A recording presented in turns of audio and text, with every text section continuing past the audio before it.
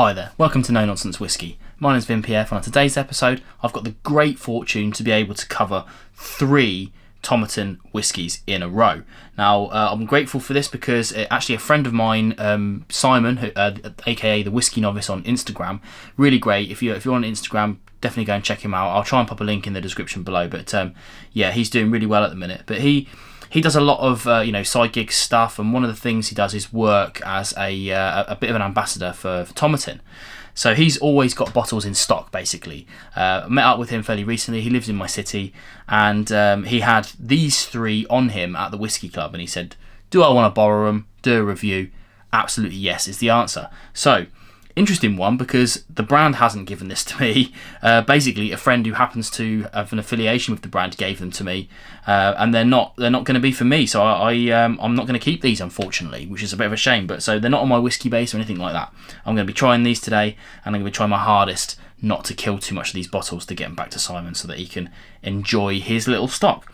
So yeah, what we've got today, then, as you would have seen from the thumbnail and whatnot, we've got the new Tomatin limited release, and this is the sherry collection, they're calling it. We've got 3 different bottles, 3 different finishes, 3 different price points.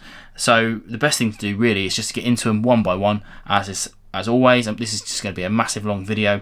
If you're only interested in one or more or whatever of them, I'll try and do chapters below so you can scrabble between them and do whatever and have a little look at each one. But yeah, I'll give you my thoughts on them and we'll get into it. First one then, bring it up to the barrel. We've got here a Tomatin. This one here is the 10-year-old. This is the 2014. This is Manzanilla sherry butts. They're all finishes, by the way, and they're all non-chill filtered, natural coloured as well. So we'll get into each of those as we go through it. Now, the first one then, this goes for about 65 quid, which is reasonably good value. All of these are refill casks to start with, so the Tomatin spirit's gone into refill casks. Don't know whether that's how many different versions of it, but not new oak, not first fill. So yeah, anything after that. Idea being that not only we get a lot of distillery character, hopefully, but also it allows the finishing cask to do its thing. So each one of these. And this will kind of ring through as we go through, but if you like the sound of any of these specific sherries, if you're into them in any kind of way, then you're probably going to enjoy that one, if that makes sense. So yeah, and they're all 46% as well, which is a tidy release. Okay, so as I said, this one sells for about 65 quid. It's the lightest of the 3, as you might imagine. It's had a finishing period of about 2 years, so for obviously as a 10-year-old whiskey, it's had 8 years in its original cask and then 2 years in a Manzanilla cask. I think you probably meant to say that Manzanilla or something like that, but yeah, pronunciation's not my strong suit. Okay, let's get into it. Yeah, so colour is, it's still a lovely golden colour, which is nice. I think probably my personal opinion is obviously it's the lightest of the 3. And I would be absolutely fine with this colour if it weren't right next to one of these other ones, which we're going to get into a bit later on. But yeah, so it looks paler next to them, but it really isn't. On its own, it's got a beautiful colour to it. It's got a kind of like a nice viscosity, a nice kind of oiliness that's coating this. It's got medium legs, whatever that means. I'm going by my notes. I've got my trusty whiskey journal here doing its thing for me. So yeah, each one of these has got their own page. So yeah, let's get into the nose and see what we got. Okay. Now for me, I'm not that well versed in Manzanilla finish. I've only got one, and that's the Glasgow. That's very cask strength though. So this one, 46 is allowing the sherry to shine through a little bit more. Now for me, on my little diagram, I've kind of spread this out a little bit. It's extremely nutty on the nose to me. We're talking kind of hazelnuts for me, a bit of walnuts. It's just nuts, like a big bowl of Christmas nuts that have just there doing their thing. But for me, I get a touch of sulphur on this, and in the kind of overarching flavours on this wheel that I've got down here, for me it's a little fainty, as they say. Faint as in the faints that come off a still. I know a lot of people like that sort of thing, but it's not quite hitting the nose for me. But I can smell it's very rich, very robust, very oily, a little bit of winey. For me, it's just a little bit too fainty for me. Let's try on the palate then.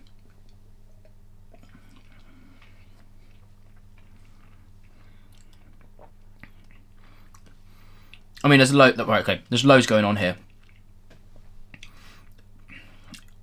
I do struggle with this palate, and I'll tell you why. So the first bit, very, very salty, very nutty, very sweet. There's some honeys, vanillas, all the things we like.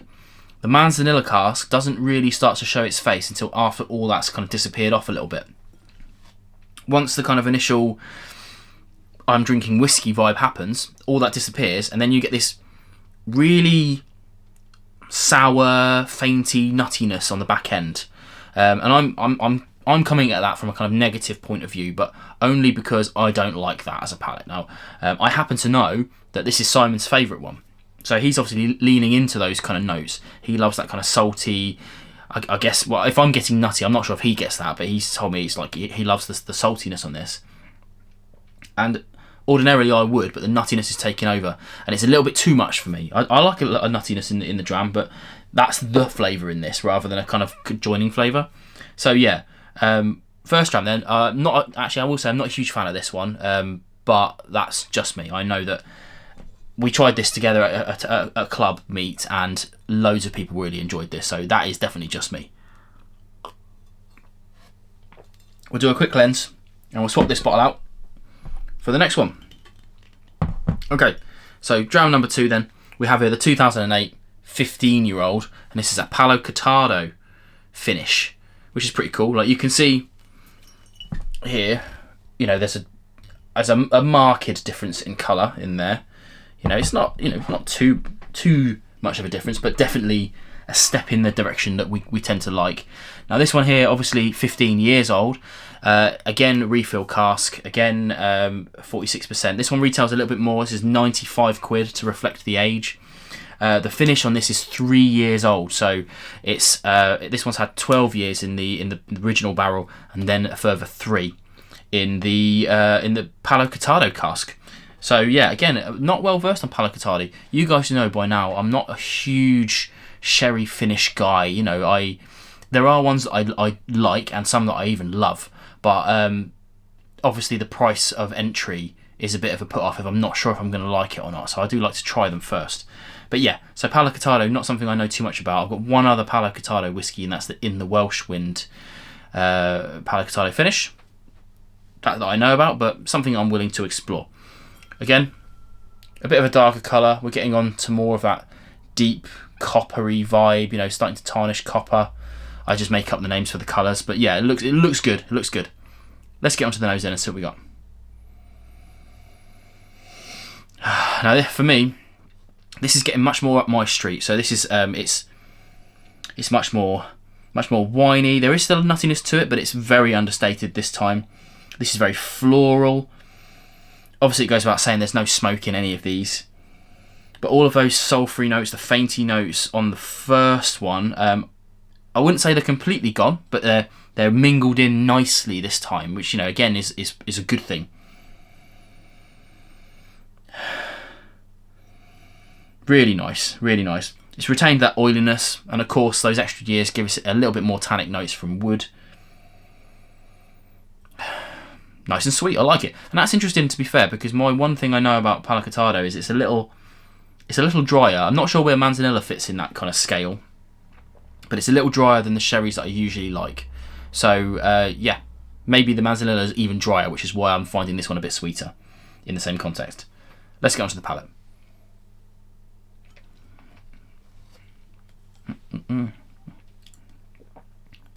Yeah, beautiful. I mean, this one here, again, it's a bit of a dram of two halves. Quite sweet up front. A little bit more honeys, a bit more vanillas than the previous one. It is drying on the back end, some nuttiness coming through. This one I find it's floral at the start, a little bit more vegetal and herbal towards the end. Yeah, getting that kind of like, I forget the name of that. There's a little aperitif that you can get hold of that's very herbal.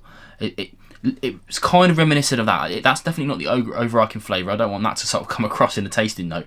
But there's a little kind of licoricey herbalness towards the back end that I really like, actually. Well worth a second sip. Obviously, the price of entry is ramped up a bit now. I actually very rarely spend this sort of money on a whiskey. I will. Getting on for £100.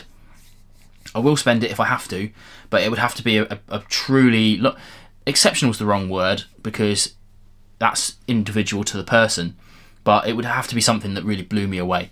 And while this is lovely, doesn't quite blow me away. Probably £95. I mean, for me, that's definitely too much, but for someone else, I can imagine this would be an absolute snippet, considering what we're getting here. For me, a big step up from the previous one in terms of what I like to drink anyway, at least. Okay, let's have a little quick squidge of the water again. And we'll smash right on to the last one. Now here, we have I should hold it up again like I normally do. This here is the 2006 17-year-old Pedro Ximenez Sherry Butts, it says here.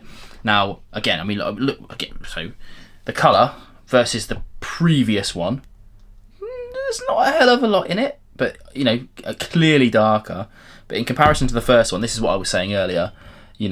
Whereas this one on its own looks lovely, put this next to it, suddenly it looks pale. But it's that's to be expected.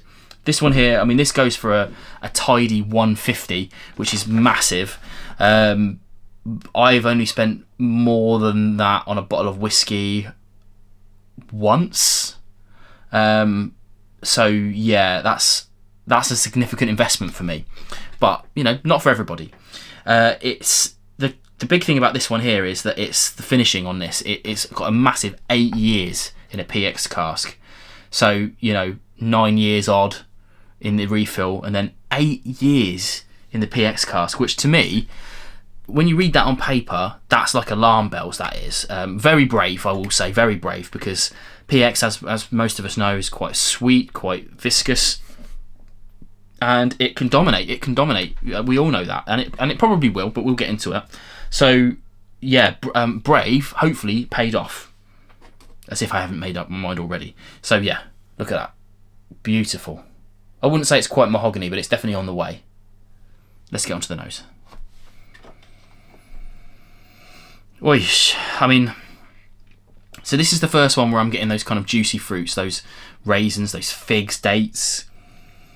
The oiliness has been ramped up, so like the legs are just beautiful, nice and thick, and just exactly what I would expect from it. Much sweeter, much more fruity. Nuttiness has been dialed down just a little. Almost no fainty, sulphury notes in this whatsoever. And I think, given the amount of years, it's not obviously tannic. There's obviously some wood and a little bit of tobacco, but it's all nicely mingled in. Lovely. Let's try on the palate.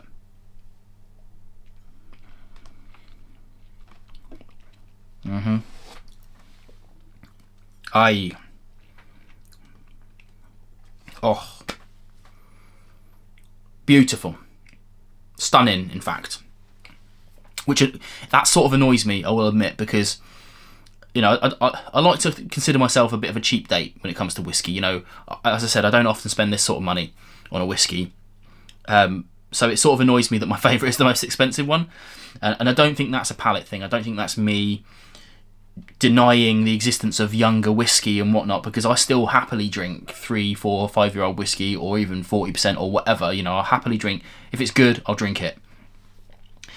But that is undeniably fantastic. It won't be for everybody. Very sweet. I mean, it's even now as I'm talking. When was it? I swallowed that probably, I don't know, a good minute ago, and all I can taste is juicy raisins, which I love that flavour. Love juicy raisins. I say juicy as if obviously they're dried, but sometimes they retain a little bit of juiciness. That's the big. It's just really good. The sweetness won't be for everybody. Not everyone likes PX. I get that. Some people are after a drier finish, which is why the other two are perfect. You know, having 3 of these, having a bit of choice, perfect for everyone who likes their different part of sherry cask finish. I will say this one here, like the viscosity has been ramped up, the oiliness has been ramped up. Very sweet, lots more of those honeys, vanillas again. You know, classic notes. But yeah, man, if you like PX whiskey, this is the way to go. And if you don't, then it probably isn't. But for me, this hits everything that I like. Well, that's not true. I do like peat with my PX, but I shan't complain about that too much when this is just lovely anyway. Yeah, what a superb whiskey. I think that's me wrapped up with that then, because it's a difficult one. I think that's pretty obvious which direction I've gone in this as well. The PX clearly my favourite, with the Palo Cortado next, and the Manzanilla. Actually didn't really like that, is the truth behind that one there. I mean, the levels on these are much lower, so obviously that one is much lower, but I didn't get these brand new. These came from the Whisky Club, so they did that to this. But I don't think I'll be touching that again. But I might sneak a couple of drams of this one before I hand these back to Simon. So yeah, a massive thank you to him for lending to me these, because I wouldn't have bought these, that's the truth. I wouldn't have bought these.